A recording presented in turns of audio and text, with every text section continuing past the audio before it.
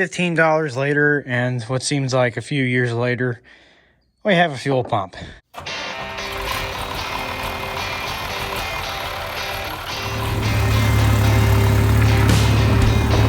Apparently an extra clip stuck in there. That's cool. But other than that, this is a pulse pump. It's operated by the vacuum that is created in the engine from the pulsation of the cylinders. So it's not technically a vacuum, but at the same time it somewhat is, because the pulsation is in a sense a vacuum force, but you get the gist. The back of the vacuum hose goes onto this. It's mounted like this, and she moves a couple diaphragms in here, and next thing you know, she's pumping fuel. So I'm going to set that right down in there.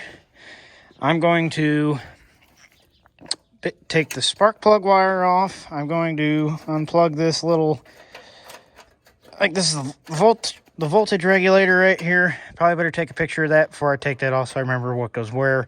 And then I'm going to undo these 2 bolts. I don't think there's a third one under there, and I should be able to get back in there with just barely enough to squeeze this pump off of there and get that hose on.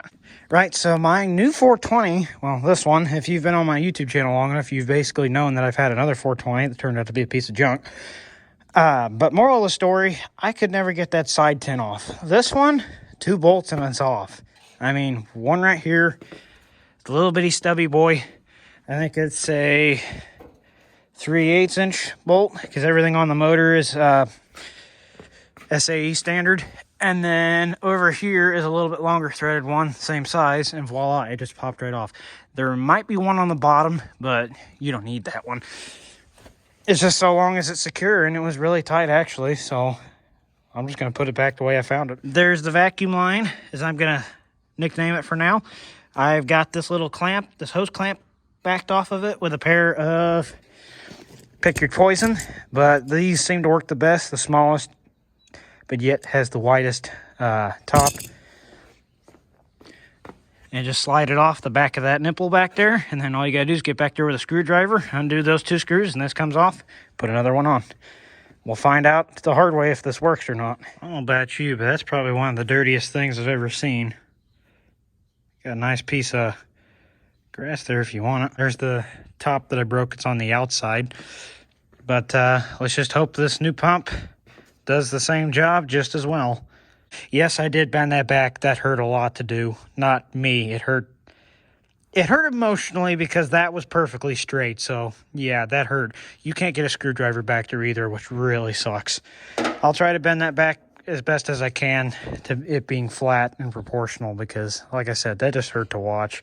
I didn't want to do it. It is a P1 or P2. I think that's a P2.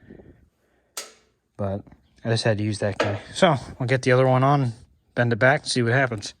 Okay, buyers beware. If you buy a $15 fuel pump, you're probably going to have to end up drilling out these little ears here because these screws do not line up. So thank you, eBay. Okay, we have a problem. Thanks to the crap that we know is Chinese-made plastic, I have broken it once again. And all I did was try and put my fuel line back on. Again. That's all it took.